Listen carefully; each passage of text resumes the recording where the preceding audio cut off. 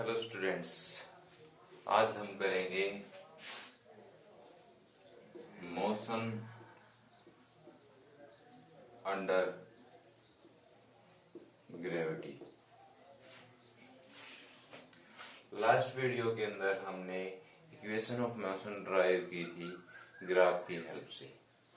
आज हम उन्हीं इक्वेशंस को ग्रेविटी की टर्म में पढ़ेंगे और कैसे वो प्रॉब्लम सॉल्व करने के लिए हमारे लिए हेल्पफुल हैं वो देखेंगे। देखिए, सबसे पहले आपको एक्सेलरेशन के बारे में पता होना चाहिए। एक्सेलरेशन होता क्या है? एक्सेलरेशन होता है चेंज इन वेलोसिटी।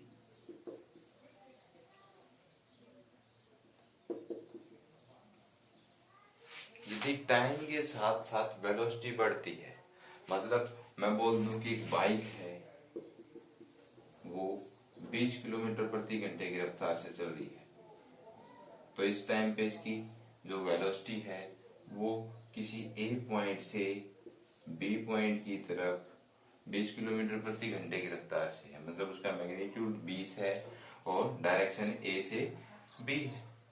अब 2 मिनट के पश्चात जब बाइक चलाने वाले ने उसको एक्सेलरेट किया, मतलब रेस दी, तो वो 20 से बढ़ के 30, 40 और ऐसे बढ़ती बढ़ती 60, 70 किलोमीटर प्रति घंटे की हो गई। और ये सब करने में उसको टाइम लगा, मान लीजिए 70 सेकेंड। ठीक है, तो यहां देखिए 70 सेकंड के दौरान उसने 70 किलोमीटर की स्पीड अचीव कर ली 20 किलोमीटर प्रति घंटे से। तो अब उसकी वेलोसिटी क्या होगी? तो वेलोसिटी होगी फाइनल 70 किलोमीटर प्रति घंटा। टाइम कितना लगा उसको ये काम करने में? 70 सेकंड। तो एक्सेलरेशन क्या होगा? एक्सेलरेशन होगा change in velocity. Change in velocity कितना आया है? 70 में से 20 घटाया 50 किलोमीटर पर आवर। अब हमारे पास यहाँ यूनिट किलोमीटर पर आवर में है, तो या तो टाइम की वैल्यू भी किलोमीटर उसमें आवर में होनी चाहिए, या फिर इसको मीटर पर सेकंड में कन्वर्ट कर लीजिए। और अगर मैं यहाँ पर 70 सेकंड को डिवाइड कर देता हूँ 3600 से, तो ये वैल्यू भी किस में आ जाएगी? घंटे में। तो हम घंटे में निकाल सकते हैं, या फिर मैं 50 किलोमीटर पर आवर को किस में कन्वर्ट कर दूं? मीटर पर सेकंड में। तो 1 किलोमीटर में कितने मीटर होते हैं? 1000 मीटर। और उसको भाग कर दूं मैं 1 घंटे में कितने सेकंड होते हैं? 3600। तो ये वैल्यू आ जाएगी मीटर पर सेकंड में। किससे डिवाइड कर दे? 70 सेकंड से। तो हमारे पास एक्सेलरेशन आ जाएगा। देखिए, एक्सेलरेशन क्या है? वेलोसिटी का change with respect to time. अब अगर मैं बात करूं ग्रेविटी, तो acceleration due to gravity, acceleration due to gravity. देखिए, ग्रेविटी, ग्रेविटेशनल फोर्स, वो फोर्स जो किसी मैसिव ऑब्जेक्ट, किन्हीं दो मैसिव ऑब्जेक्ट के बीच में काम करती है। एक भारी वस्तु हल्की वस्तु को अपनी तरफ खींच लेती है, अट्रैक्ट करती है। जिस प्रकार हम जानते हैं कि अर्थ का मास है 6 × 10⁻24 kg, बहुत हैवी बॉडी है।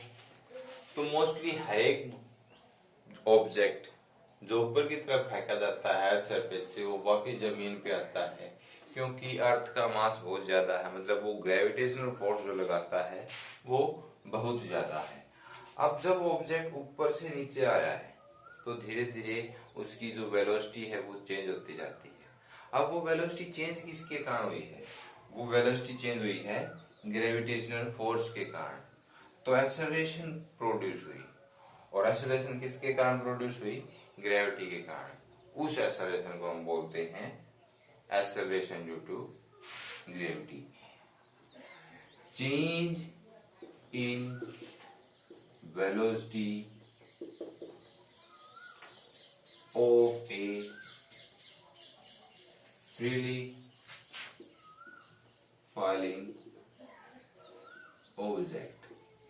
जब कोई ऑब्जेक्ट ऊपर से नीचे गिर रहा है फ्रीली, फ्रीली का मतलब है ग्रेविटेशनल फोर्स के अतिरिक्त कोई और फोर्स पे काम नहीं कर रही है, तो उस टाइम पे जो उसकी वेलोसिटी में चेंज आता है, change in velocity of a freely falling object is known as acceleration due to gravity. और इसको हम रिप्रेजेंट करते हैं स्मॉल जी से। अर्थ सरफेस के ऊपर इसकी वैल्यू कांस्टेंट ली गई है और वो है 9.8 मीटर पर सेकंड स्क्वायर। अब हम इस वैल्यू का यूज करके ग्रेविटेशनल जो इक्वेशन ऑफ मोशन थी उनको एक नया रूप देंगे। देखिए,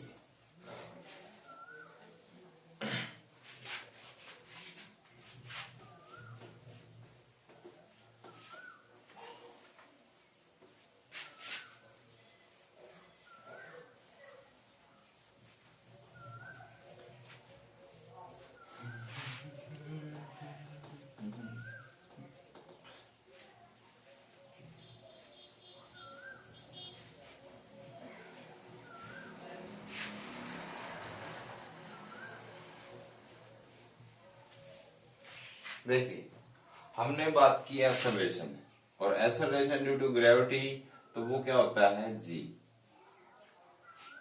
एक ही जगह हम जी पुट करेंगे। अब देखिए, जब कोई ऑब्जेक्ट, मान लीजिए ये ग्राउंड सरफेस है, जब कोई ऑब्जेक्ट ग्राउंड सरफेस से, मान लीजिए इसका मास कितना है, इसका मास है m, m मास का कोई ऑब्जेक्ट है, ये ऊपर की तरफ फेंका गया, कुछ समय के बाद ये कहां पे आ गया, इस जगह पे। तो ये ऊपर कब जाएगा, जब हम इस पर फोर्स लगाएंगे जिसको हम बोलते हैं F एक्सटर्नल फोर्स। परंतु ग्रेविटेशनल फोर्स, जो ग्रेविटेशनल फोर्स है वो फोर्स किस तरफ काम कर रही है, डाउनवर्ड। मतलब जो ग्रेविटेशनल फोर्स के कारण एक्सेलरेशन है उसकी डायरेक्शन किधर है, डाउनवर्ड डायरेक्शन है, और जो हमारे द्वारा एक्सेलरेशन लगाया गया है उसकी डायरेक्शन किधर है, अपवर्ड है। तो इसको तो हम बोलते हैं कि ये डायरेक्शन, मोशन भी इधर है और एक्सेलरेशन भी इधर है, तो क्या होगा, पॉजिटिव एक्सेलरेशन। तो ये क्या हो जाएगा, नेगेटिव। और यदि ऑब्जेक्ट नीचे गिर रहा है तो मोशन भी इधर है और एक्सेलरेशन की डायरेक्शन भी इधर है, तो जी की वैल्यू हम क्या लेंगे, पॉजिटिव। तो अब इक्वेशंस में ये ध्यान रखना है कि जी की वैल्यू कब पॉजिटिव आए या कब नेगेटिव आए। तो जब मोशन की डायरेक्शन में, ऑब्जेक्ट की मोशन की डायरेक्शन में ऑब्जेक्ट जो एक्सेलरेशन है जी है, तो हम उसको पॉजिटिव बोलेंगे। और यदि जी की वैल्यू मोशन की अपोजिट है और जी की वैल्यू तो हमेशा डाउनवर्ड है, मतलब हम ये बोल सकते हैं कि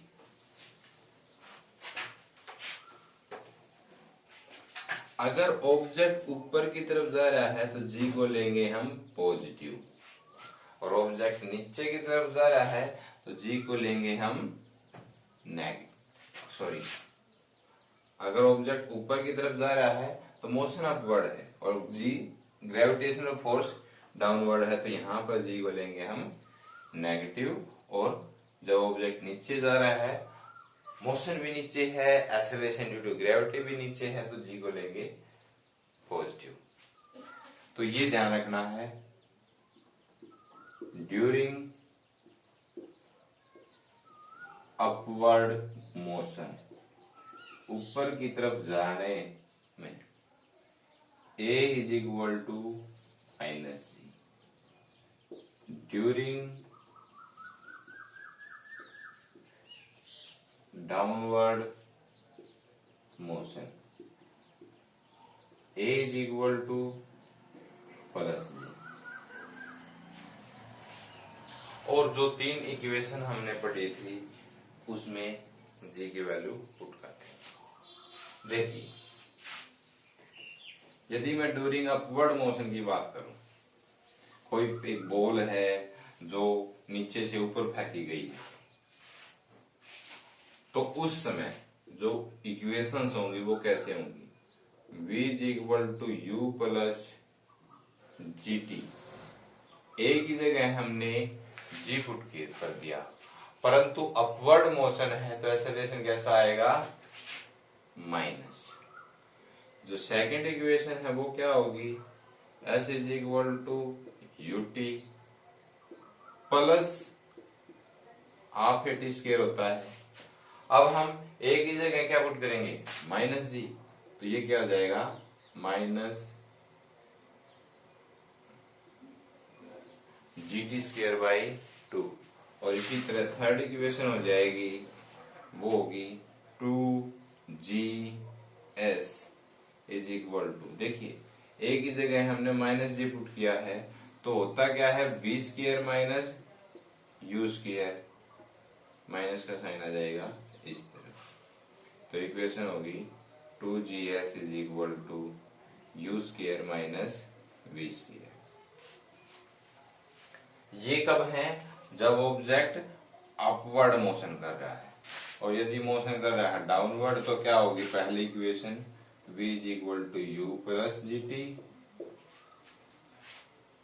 दूसरी होगी s is equal to u t plus half g t square, और तीसरी होगी 2GS is equal to v square minus u square.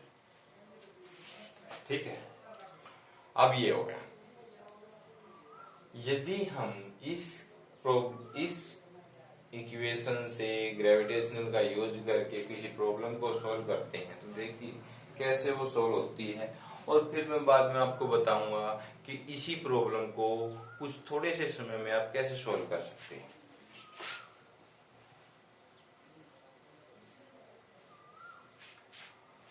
मान लीजिए आप यहाँ पे खड़े हैं और आपके पास कोई बॉल है जिसका मास है मान लीजिए 100 ग्राम।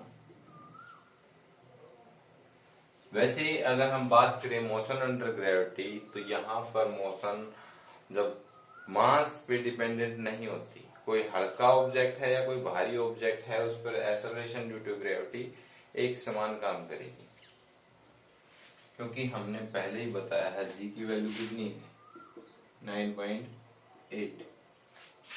अब जब ये ऑब्जेक्ट ऊपर की तरफ फेंका गया तो मान लीजिए इसको इनिशियल वेलोसिटी दे दी 20 मीटर पर सेकेंड। कुछ देर के बाद ये ऑब्जेक्ट पहुंच गया जो m मास का था। कितने मास का था? m बराबर है 100 ग्राम। यहां पे पहुंच गया और यहां आने के बाद रुक गया, मतलब इसकी जो फाइनल वेलोसिटी है वो कितनी होगी? 0।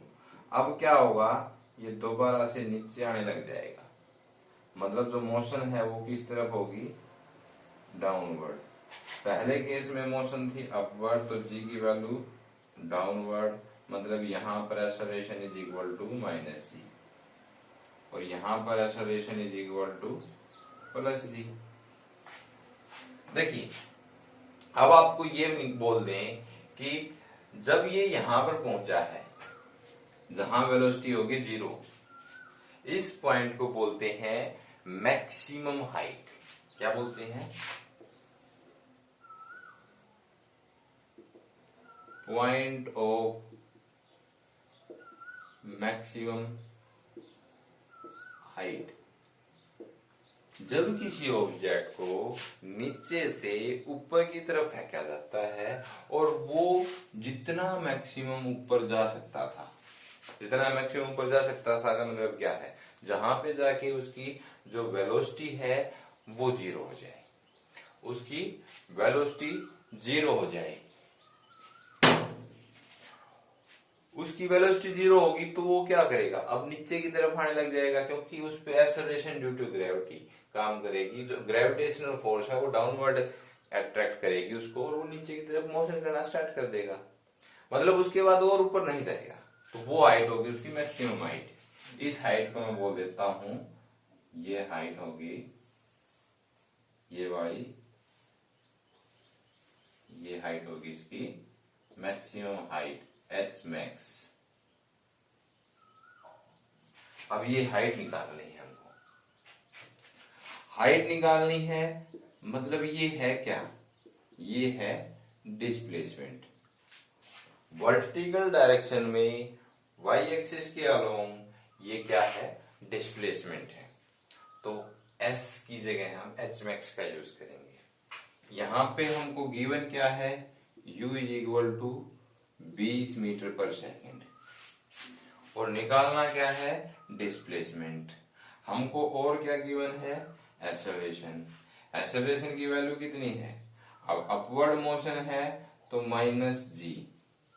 हम वैल्यू पुट नहीं करते हैं, वैसे जी की वैल्यू कितनी है, 9.8 मीटर पर सेकेंड स्क्वायर। इक्वेशन पहले मैं इस प्रॉब्लम को सॉल्व करता हूं, बाद में इक्वेशन ड्राइव करेंगे। तो यहां पर देखिए, मैं इन्हीं इक्वेशंस ऑफ मोशंस का यूज करके मैं निकालूंगा मैक्सिमम हाइट। हमारे पास देखिए क्या है, हमारे पास एक्सेलरेशन है, हमारे पास इनिशियल वेलोसिटी है, हमारे पास फाइनल वेलोसिटी भी है, हमें पता है जीरो है। तो इनिशियल और फाइनल वेलोसिटी एक्सेलरेशन के साथ है, तो हम कौन सी इक्वेशन यूज करेंगे, थर्ड इक्वेशन।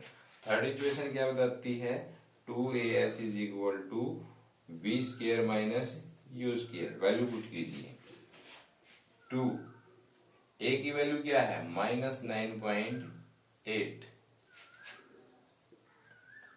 एस, एस क्या है, एस को हम क्या बोलेंगे, h max is equal to, v की वैल्यू कितनी है 0, यू की वैल्यू कितनी है 20 का स्क्वायर 400, ये होगा। तो एच मैक्स कितना आ गया, एच मैक्स आ गया,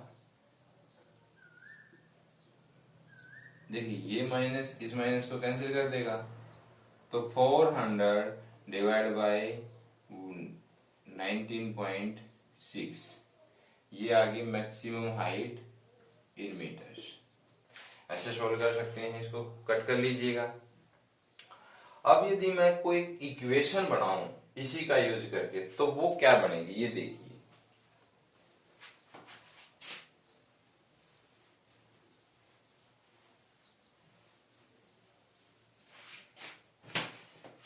देखिए डिस्प्लेसमेंट क्या है, मैक्सिमम हाइट, इनिशियल वेलोसिटी क्या है u,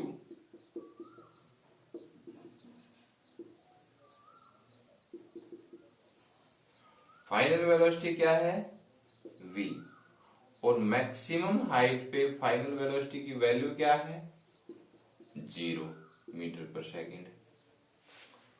ठीक है, और अपवर्ड मोशन के दौरान, ड्यूरिंग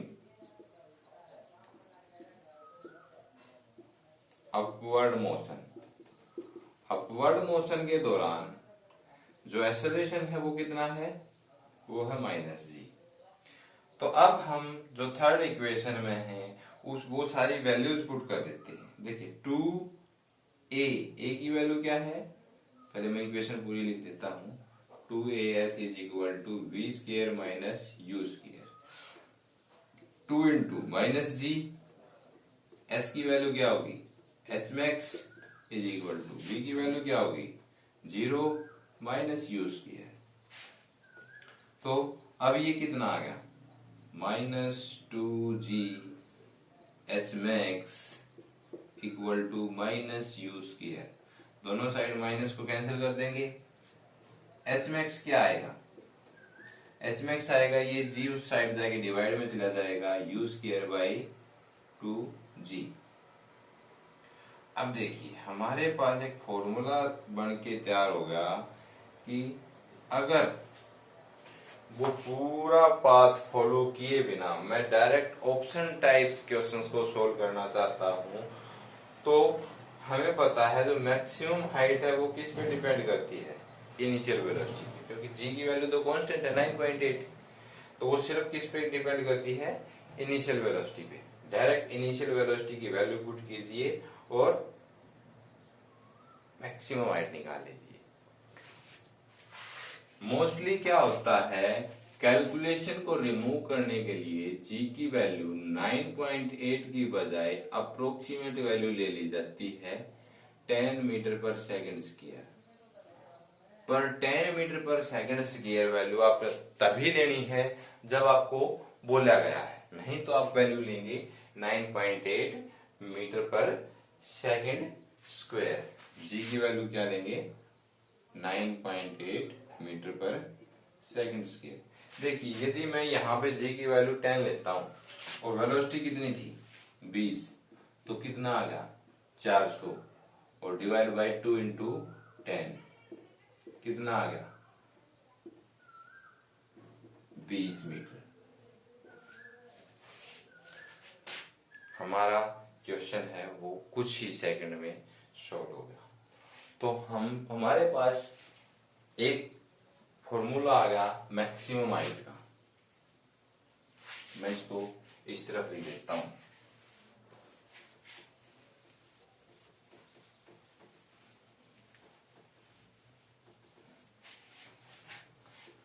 जो एच मैक्स है वो क्या होगी, यू स्क्वायर बाई 2g,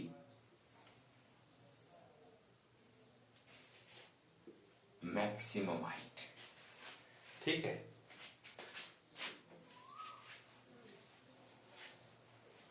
अब देखिए मैक्सिमम हाइट के बाद यदि कोई आपसे ये पूछ ले कि उस मैक्सिमम हाइट तक पहुंचने में समय कितना लगा,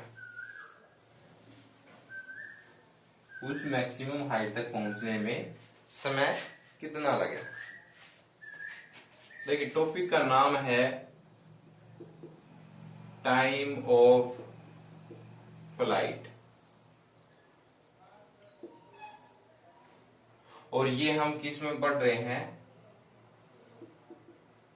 straight line motion. Time of flight मतलब वो समय जितनी देर ऑब्जेक्ट किस में रहा, एयर के अंदर। वो क्या है कि मैंने एक बॉल को, किसी भी ऑब्जेक्ट को यहां से ऊपर फेंका और वो वापस जमीन पे आ गई, तो यहां से यहां और यहां से यहां जाने में उसको जो टाइम लगा है, मान लीजिए ये टाइम है टी, तो ये भी टाइम कितना होगा, equal time T. Total time कितना हो जाएगा, टोटल टाइम हो जाएगा T plus T 2 times of T. अब ये दोनों टी की वैल्यूज निकालनी है, स्मॉल टी भी और कैपिटल टी भी। तो पहले मैं बात करता हूं स्मॉल टी की। मतलब स्मॉल टी को हम क्या बोलेंगे, time up to maximum height.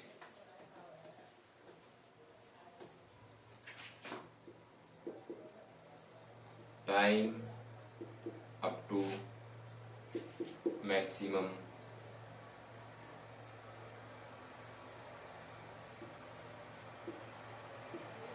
Height. देखिए मैक्सिमम हाइट की बात आते ही हमारे पास एक बात तुरंत दिमाग में आनी चाहिए कि वहां पर फाइनल वेलोसिटी कितनी हो जाएगी, 0।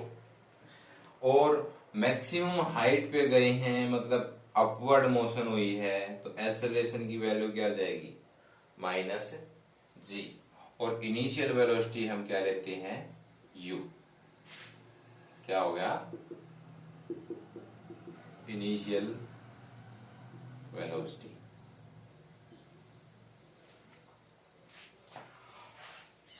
अब देखिए अगर मैं इन्हीं वैल्यूज को इक्वेशन में पुट करता हूं और टाइम की वैल्यू निकालता हूं, तो देखिए हमें टाइम की वैल्यू कौन सी इक्वेशन देती है, थर्ड इक्वेशन जो रिलेशन देती है वो है वेलोसिटी और पोजीशन का रिलेशन।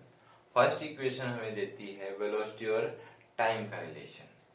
हमारे पास यहाँ पे u भी है, v भी है, एक्सेलरेशन भी है, तो क्या हम उसका यूज करके फाइनल वेलोसिटी नहीं टाइम की वैल्यू निकाल सकते हैं।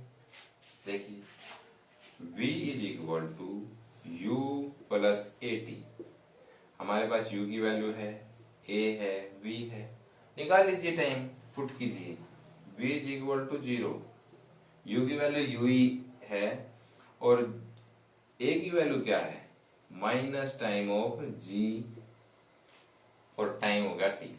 अब हमें ये टाइम चाहिए t, तो हम क्या करते हैं u को इस तरफ लेके आते हैं minus u minus g t, minus से माइनस कैंसिल और g को भी इधर लेके आए तो u by g is equal to t।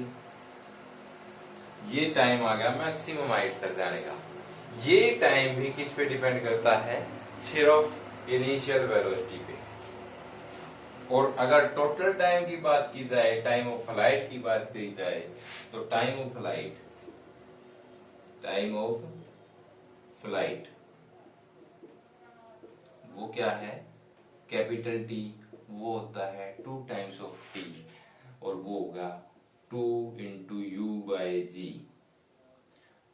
तो ये देखिए हमारे पास वैल्यू आ गई small t is equal to u by g, जो क्या है time up to maximum height, और कैपिटल टी जो है 2 टाइम्स ऑफ टी, वो होगा 2 यू बाई जी। ये क्या है, ये है टाइम ऑफ फ्लाइट। मतलब जो वस्तु ऊपर फेंकी गई है वो वापस नीचे तो आएगी। अब फेंक जैसे ही वो हमारे हाथ से रिलीज हुई और वापस जमीन पे आई, तो उसने टोटल टाइम इस प्रोसेस में कितना लिया, वो किससे मिलेगा 2 यू बाई जी से। देखिए क्वेश्चन सोल्व करते हैं। मान लीजिए आपको बोला गया है, मैं इसको रफ कर देता हूं।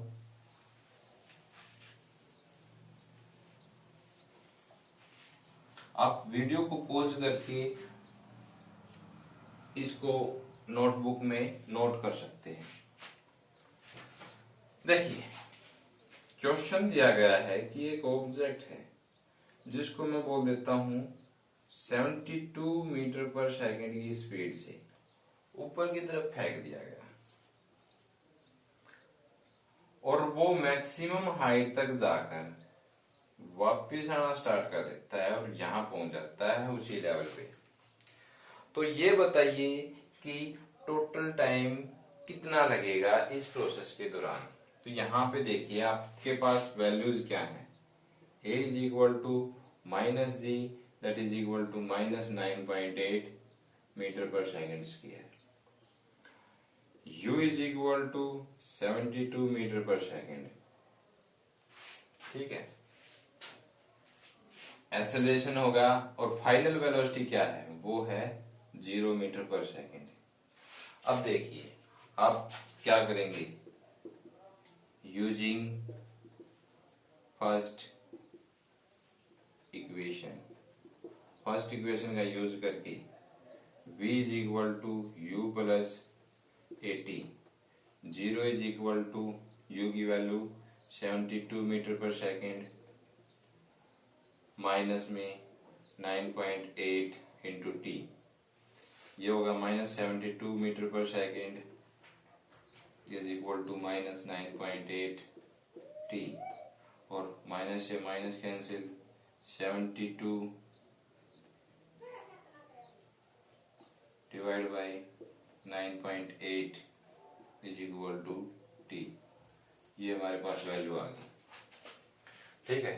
अब इसको कट कर लीजिए, हमारे पास टाइम की वैल्यू आ जाएगी। फिर हम निकालेंगे total time, t is equal to 2 times of t that is equal to 2 into 72 2, मतलब इसको मैं ऐसे लिख देता हूँ 720 डिवाइड बाई 98।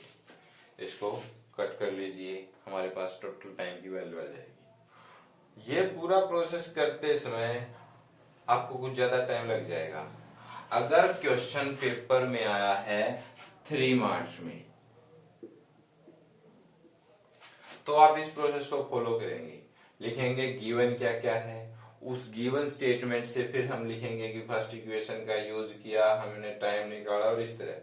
और यदि आपके पास ये क्वेश्चन है 1 नंबर में ऑप्शन टाइप क्वेश्चन, तो आप उसको डायरेक्ट फॉर्मूला यूज करेंगे और फॉर्मूले में वैल्यू पुट कर देंगे डायरेक्ट। यहाँ पे आपको कोई माइनस साइन देखने की जरूरत नहीं है, ना ये देखना है कि ऑब्जेक्ट अपवर्ड जा रहा है या डाउनवर्ड जा रहा है। डायरेक्ट फॉर्मूले में u और g की वैल्यू पुट कर दीजिए और आपके पास आंसर आ जाएगा। तो हमारे पास 3 फॉर्मूले आ गए। इसको फॉर्मूले को भी मैं यही लिख देता हूं, h max is equal to u square by 2g। Time of flight की बात की हमने, मैक्सिमम हाइट की बात की। अब एक क्वेश्चन और बनता है, ये तो तब की बातें थी जब ऑब्जेक्ट को नीचे से ऊपर फेंका गया था। क्वेश्चन बन सकते हैं, आपसे टाइम ऑफ फ्लाइट पूछ सकता है, आपसे पूछ सकता है कि मैक्सिमम हाइट तक जाने में टाइम कितना लगेगा या मैक्सिमम हाइट कितनी है। अब यदि आपसे कोई पूछ ले कि किसी हाइट से कोई ऑब्जेक्ट ऊपर से नीचे छोड़ दिया गया, तो जब वो जमीन तक पहुंचा, उस समय जब वो जमीन से टकराया तो उसकी वेलोसिटी क्या थी। देखिए, ये हाइट है ग्राउंड से, मान लीजिए 100 मीटर है, और कोई बोले कि यहां से ये वाला ऑब्जेक्ट रिलीज कर दिया गया जिसका मास m है और ये डाउनवर्ड आया और जमीन से टकरा गया। तो यहां पे जब ये पहुंचा है तो उस टाइम पे फाइनल वेलोसिटी क्या होगी जब ये यहां पे टकराया। उसके लिए देखिए आपको क्या चाहिए, यहां पे गिवन है कि ये होल्ड कर रखा है और उसके बाद रिलीज किया है, मतलब इसने मोशन स्टार्ट की है इस साइड से। उस समय उसकी स्टार्टिंग वेलोसिटी कितनी थी, 0। तो जो इनिशियल वेलोसिटी है वो 0 होगी। अब उसने पूरे पाथ पे डिस्प्लेसमेंट कितनी कवर की है, वो होगी 100 मीटर। इन्हीं वैल्यूज को मैं इक्वेशन में पुट करके मैक्सिमम वेलोसिटी निकालूंगा, वो वेलोसिटी जब उसको यहां तक आने में लगी है। अब वो वैल्यू क्या होगी, देखिए क्या होगी। हमारे पास u की वैल्यू है 0, a की वैल्यू कितनी है 9.8। यहां ध्यान रखिए कि मोशन है डाउनवर्ड, तो जो a है वो पॉजिटिव 9.8 होगा, मतलब a की वैल्यू +g होगी। मोशन भी डाउनवर्ड है और एक्सेलरेशन भी डाउनवर्ड है। v होगा, u होगा, v हमें निकालना है, v इज इक्वल टू, अब देखिए एक्सेलरेशन डिस्प्लेसमेंट कितनी है, s is equal to 100 metre. Using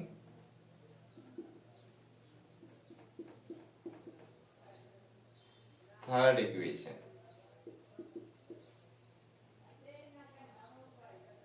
2 into a की वैल्यू है 9.8, s की वैल्यू कितनी है 100। सारी वैल्यूज बेसिक यूनिट में है, मीटर पर सेकेंड। अब v की वैल्यू हमें निकालनी है, u की वैल्यू कितनी है 0। तो ये वाली इक्वेशन तो रिलीज होगी, हमारे पास मिला v square is equal to ये 9.8 को मैं ऐसे लिख सकता हूं 100 इंटू 2,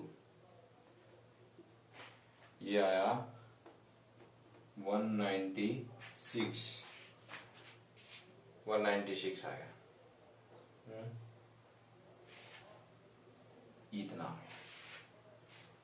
अब देखिए v की वैल्यू क्या आ गई 196 और इसका रूट कितने मीटर पर सेकेंड, इसको सोल्व कर लेंगे। यहां पे मैं इसके लिए भी एक फॉर्मूला ड्राइव कर देता हूं ताकि आपको ऑप्शन टाइप क्वेश्चन सोल्व करने में प्रॉब्लम ना आए और थोड़े समय में टाइम को बचाते हुए आप उसको सोल्व कर सकें। देखिए कैसे, मैं इन्हीं को इक्वेशन में वैल्यूज पुट किए बिना नॉर्मल जो जनरलाइजेशन हम यूज करते हैं, जैसे इनिशियल वेलोसिटी के लिए हम क्या यूज करते हैं, इनिशियल वेलोसिटी ले ली भाई u मीटर पर सेकेंड, फाइनल वेलोसिटी वो क्या ली है v मीटर पर second, acceleration is equal to g metre पर सेकेंड स्क्वायर, UVG और क्या चाहिए s, displacement is equal to जो भी हाइट आपको दी गई है, यहां पर आप मैक्सिमम हाइट ना बोल के सिर्फ क्या बोलेंगे हाइट, ठीक है। और थर्ड इक्वेशन में इन वैल्यूज को पुट कर देते हैं। थर्ड इक्वेशन क्या है 2as is equal to v square minus u square. Using third equation we have 2 into g into यहाँ पे height h is equal to v। v की वैल्यू हमें फाइंड आउट करनी है और हमें पता है कि जब ऊपर से इसको रिलीज किया जाता है तो यहाँ पे u की वैल्यू 0 है। ये ध्यान रखिएगा कि हम केस स्टडी कर रहे हैं मोशन अंडर ग्रेविटी और वो भी फ्री फॉल, मतलब वो केस जब ऊपर से कोई एक्सटर्नल फोर्स नहीं लगाई गई है, अकेली जो फोर्स यहाँ पर काम कर रही है वो ग्रेविटेशनल फोर्स है। अगर हम बोलते हैं कि जैसे ये कपड़ा है, मैं इसको ऊपर से फोर्स लगा के नीचे डालता हूं, तो वो एक्सटर्नल फोर्स इस क्वेश्चन को और ज्यादा कॉम्प्लिकेटेड कर देगी। हम मान के चलते हैं कि जो एक्सटर्नल फोर्स कितनी है वो 0 है, सिर्फ ग्रेविटेशनल फोर्स काम कर रही है। तो ये आ गया हमारे पास कंडीशन आई v square is equal to 2gh, तो v की वैल्यू आ गई अंडर रूट 2 टाइम्स gh, और ये वेलोसिटी कौन सी है, ये है maximum velocity when object is released from a height h।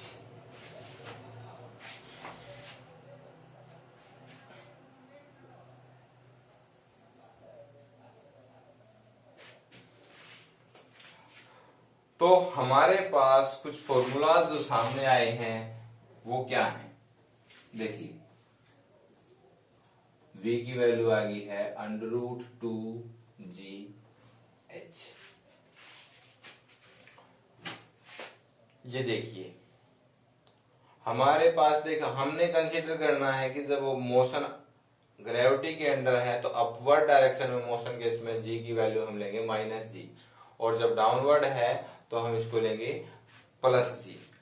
और जो फॉर्मूले जो हमने डिराइव किए हैं, time taken up to maximum height, time taken maximum height है u/g, time taken during flight, जब ऑब्जेक्ट को रिलीज किया गया है नीचे से ऊपर और ऊपर से वापस वो जमीन पे आ गया, तो उस समय वो नीचे आने में उसने कितना टोटल टाइम लिया है वो ये है। यदि आपको बोला जाए कि नीचे से कोई ऑब्जेक्ट फेंका गया है, वो मैक्सिमम हाइट पे जाता है, और वो मैक्सिमम हाइट क्या होगी जहां पर फाइनल वेलोसिटी कितनी हो जाएगी, मान लीजिए मैंने ये इसको फेंका, तो ये देखिए यहां तक जाने के बाद ये नीचे आना स्टार्ट कर देता है, तो ये वाली इसकी क्या है मैक्सिमम हाइट है। तो इस मैक्सिमम हाइट को निकालने के लिए हमारे पास फॉर्मूला है u square by 2g। u क्या है, यहाँ पर इनिशियल वेलोसिटी है और फाइनल, यदि देखिए ये मार्कर है, इसको मैं इस हाइट पे पकड़े हुए हूं और मैंने इसको रिलीज कर दिया यहां तक, तो ये हाइट जरूरी नहीं कि वो ग्राउंड तक निकाली जाए, वो हाइट ये है। तो इस हाइट से इस हाइट तक आने में ये हाइट है। तो जब मैंने इसको रिलीज किया तो 0 वेलोसिटी थी, जब ये यहां पे हाथ से टकराया तो इसकी वेलोसिटी क्या थी, वो निकलेगी √2gh। यहां देखिए जितनी भी इक्वेशन में है उनमें कोई भी मास से रिलेटेड टर्म नहीं है। मतलब मोशन अंडर ग्रेविटी में जब हम फ्री फॉल की बात करते हैं तो वो मास डिपेंडेंट नहीं होती है। अगर इन प्रॉब्लम्स में इनसे रिलेटेड क्वेश्चन कीजिए, अपनी एनसीईआरटी बुक से या किसी और बुक से प्रॉब्लम उठाइए। अगर कोई क्वेश्चन जो तुम्हें नहीं आता है तो वो कमेंट बॉक्स में डाल के आप पूछ सकते हैं।